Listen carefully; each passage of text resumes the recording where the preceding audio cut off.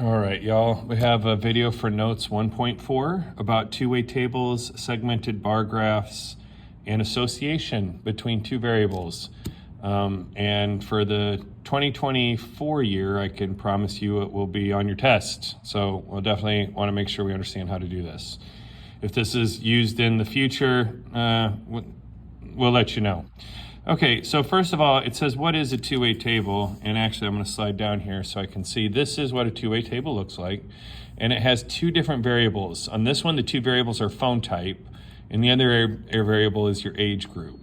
Also, I'd like to take a chance to point out that even though age is quantitative, if you group them together, you can make it categorical. So it'd be like young people, middle-aged, and old people. And even though they're numbers, we can still group them together and make categorical. All right, so that's what a two-way table is. And the first thing we do with it is marginal distribution. Marginal distribution is the totals column for the sub pieces. So not the total. We'll use that in this marginal distribution, but I use these numbers. So it's basically, if we want to do the marginal distribution of iPhones, it would be 467 over 2024. If I want to know the marginal distribution of 35 to 54-year-olds, it'd be 673 divided by 2024. There are 673 total 35 to 50-year-olds out of the 2024 total. It's weird, it's 2024 with that's what year it is, but that has nothing to do with it. So if we asked you to do the marginal distribution of cell phone types or type of cell phone, that's these numbers right here, each one at a time divided by 2024. If I had said do the marginal distribution of age, then I would have done 517 over 2024, 637 over 2024, etc. But this one said by type of phone. When we do this problem, if you were to see this one on our writing, you have to give this fraction. As a matter of fact, if they put this on the AP exam, this number is actually optional. This one you have to do. Now, usually I go ahead and I want it as a percent because the percentages makes more sense to us. Also, I'm going to take this opportunity. Please do not round to whole numbers. We have one thing you have to round to a whole number, but everything else you should not. Some things it doesn't matter, some things it does. So for the most part, we're just not going to round to the whole number. But there was 467, total iPhone users out of the 2024, 503 Android out of the 2024. So 23.1% have iPhones, 24.9% have Androids, and 50.1% have the others. And I know this is really old. It says right here, it's from 2007. Students that are in my class in the year 2024, that's pretty much about the time you were born. So when you were born, cell phones were definitely different. So anyway, enough of that. Okay, and then conditional distribution. Now, conditional distribution is a bigger deal. This is one that's going to be used more often. If anything, it's because students struggle with it more. But it's the distribution of one variable given the condition of the other. And it's like, great. What the heck does that even mean? So the first one here, and it says, how do you know which one to condition on? And I know we hate this reason or that explanation, but you just got to read the question carefully. So this next one, where we actually have an example, says, use the cell phone data to calculate the conditional distribution of cell phone type for the 18 to 34-year-olds. So 18 to 34-year-olds is the group I want, and then I want to know the cell phone breakdown, but only for that one group. So if I was to look here, I only need these numbers. And if I only wanted 35 to 54, and if I only wanted 55 above, if I only wanted iPhone, then I would look at just this column. And I would say that of the iPhone users, 189 or 169 of the 467 are 18 to 34-year-olds. But this one wanted the phone type distribution broke down for the ages. So I got my three different types of phones.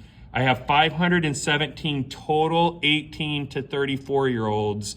And then how many of them have an iPhone? How many of them have an Android? How many of them have the other type of phone? And then I give those as percentages. So for that age group, the Android phone is the most popular.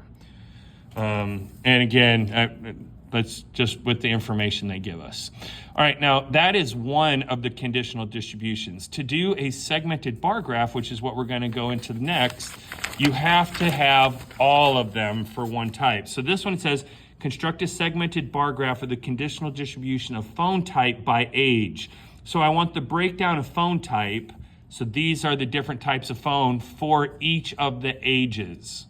So I got those ages right there. Now, we already had over here for the 18 to 34-year-olds. Now I also need to get that breakdown for the mid-age and that breakdown for the old folks. So there's 637 total 35 to 54-year-olds. 171 of them have an iPhone, 26.8%. And that's not a dot. That's just something on the printer did it. So it's not 0.268%. It's 26.8%. And then again, same thing for these two. So Android of the 35 to 54-year-olds, right here, out of these 637, 171 have an iPhone, 189 has an Android, and 277 have the other. So that's these numbers right here. And then the same thing for the 55-year-olds. Notice that we divide by the same number in each of these columns, but each of the groups is different based on these numbers right here. Now, also real quick on this one, if I would have said, construct a segmented bar graph of the conditional distribution of age by phone type, then I would have my ages in here and I would have iPhone, Android, and other. And sometimes the answer can even come out a little bit different. So just make sure you pay attention. I guess on this one, I can't promise it's always this one, but it says by age, phone type by age, meaning take the ages and get the breakdown of the phone types. But you know, all you have to do is change the wording of the question around a little bit. But if you just make sure you're really careful, you probably get it right. If you do go the wrong direction, you can still get credit on the other parts. So you don't want to go the wrong direction because you're going to miss some points on it, but it's not like you're going to get 0. Okay, so now what we need to do is we need to construct the segmented bar graph. So on this one, and first of all, I'd like to point out they all cap out at 100, and then they have the different breakdown of these percentages. But these percentages all add up to be 100 because it's for each proportion from that one total group, but within these three numbers will add up to be whatever the denominator is and for each one of these. Okay. So next, what we got to do is how do we make this segmented bar graph? So again, I have 3 different age groups. So 1, 2, 3. So I have 3 bars. They all cap out at 100.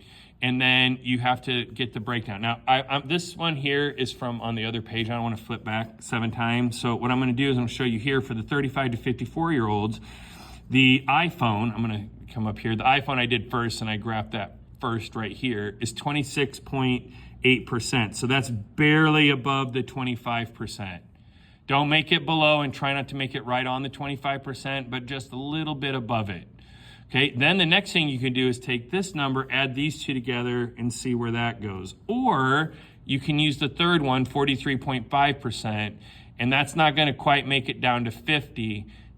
So that's where this one would cut off, and then the middle is just what's left. And then over here, 14.6%, 11.5%, and look at this one, 73.9% for that one. So at this time we were transitioning into smartphones, and a lot of old people did not want the smartphones. It was just too complicated for them. They also had the old flip phone with the huge buttons, so they could see the buttons, but whatever. All right, what does it mean for 2 variables to have an association? How can you tell by looking at the graph? So first of all, if the graphs are similar, there's no association. Now, when you look at this one, I mean, clearly these graphs, the distribution of these graphs are very different from each other, so that we would say there is an association between the cell phone type and the age group.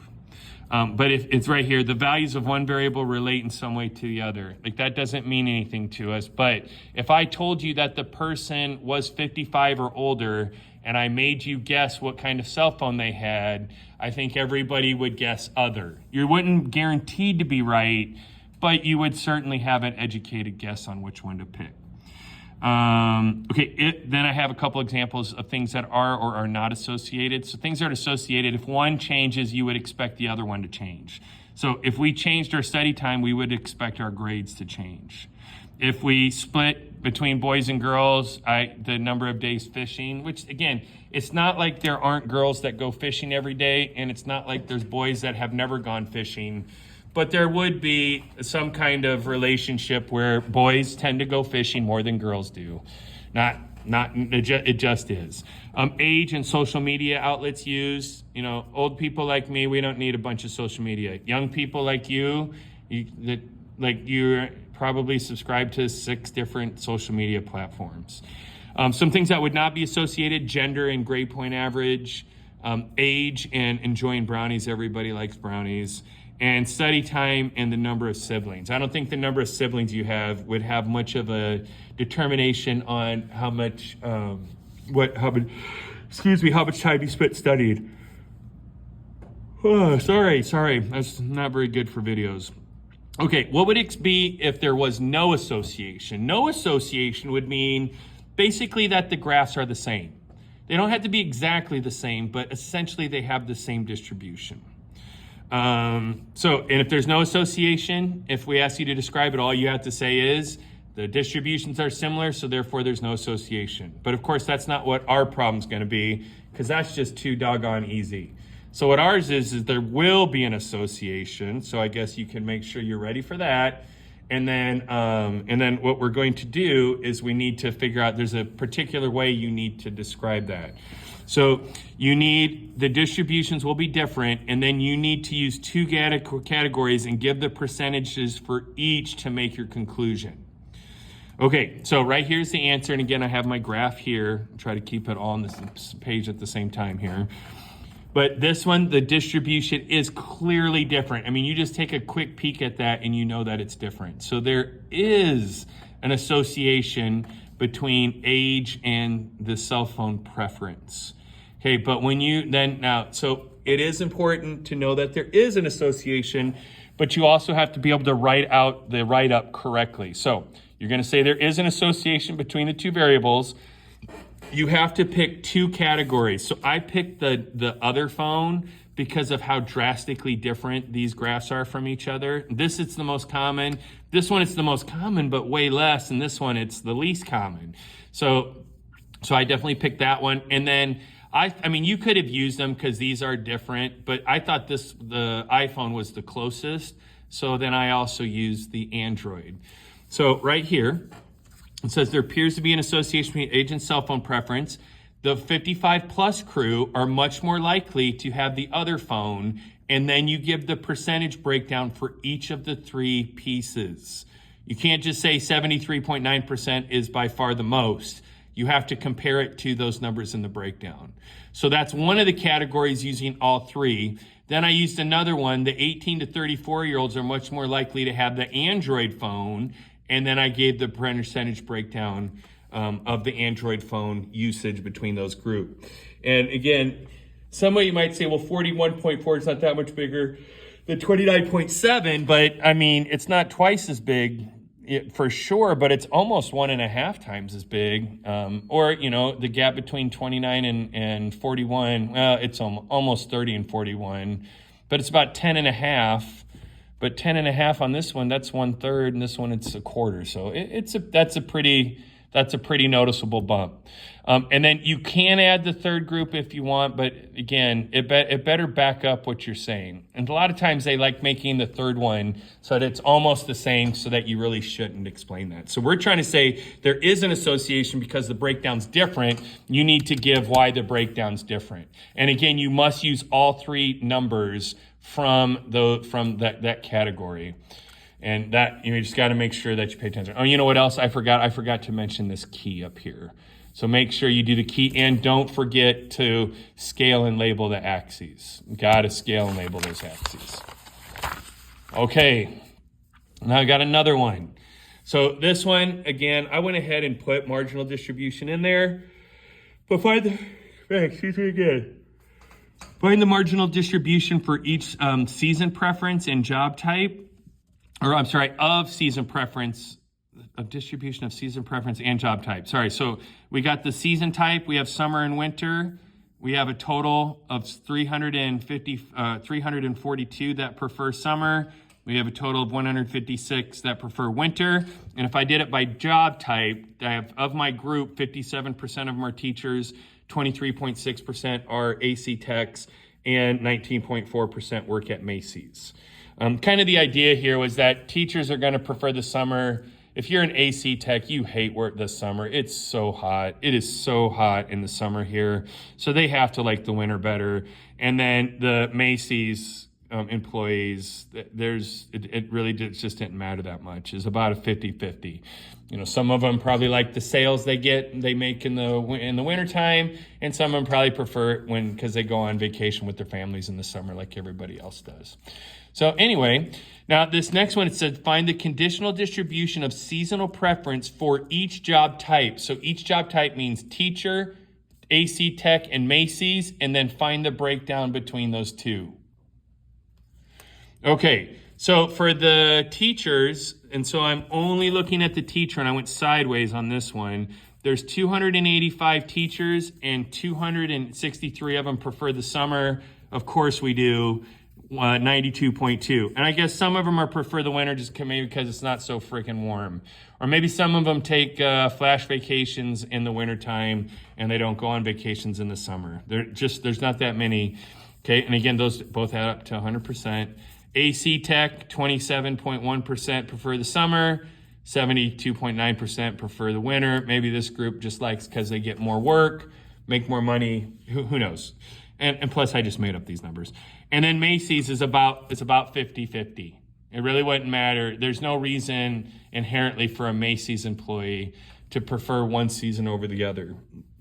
Okay, then I made a segmented bar graph. Now the one we did in class, there were three bars that had three categories each. But on this one, it says, write a segmented bar graph for the conditional distribution of seasonal preference for each job type. So each job type, and then the seasonal preference within each job type. And you can see on this one, the graphs aren't even close. And again, you can pause it and then fill in the graphs if you would like. But, you know, it's already up there. And again, hopefully that's the last yawn. Hopefully it's pretty clear why a teacher would prefer the summer and AC Tech would prefer the winter. And again, there'll be some that buck the trend, but for the most part, that'll be pretty solid. All right, so is there association? Now on this one, I need to pick two categories. There are only two categories. All right, and then I have to use the percentages. Okay, but in the people that prefer the winter, that's way more likely that the AC Tech is gonna like the winter. And then Macy's is in the middle, and teachers are by far the less. And then for the summer, the teachers prefer the summer. Macy's is about the same, and for AC Tech, it's not. So this one's even, the biggest or the smallest, and this one's the middle for both of them. So in this one, now to give the answer, I said there appears to be an association, and you have to have the word association in your write-up. I probably won't have the word association in the question on the test. That's actually kind of dumb. That I just kind of missed that.